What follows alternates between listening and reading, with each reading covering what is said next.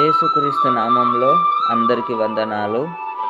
నేటి దిన వాక్యము యెషయా గ్రంథము 41వ అధ్యాయము 13వ వచనము. నీ దేవుడనైన యెహోవానగు నేను, భయపడకుము, నేను నీకు సహాయము చేసేదనని చెప్పుచు నీ కుడి చేతిని పట్టుకొనుచున్నాను. మనము ప్రతి విషయంలో కూడా బాధపడుతుంటాం, దిగులు చెందుతుంటాం.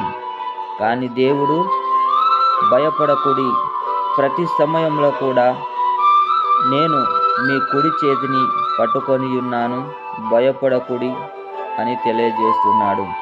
కాబట్టి దేవుడు మనకు తోడుగా ఉండాలంటే ప్రతిదినము కూడా దేవునికి ప్రార్థన చేయాలి.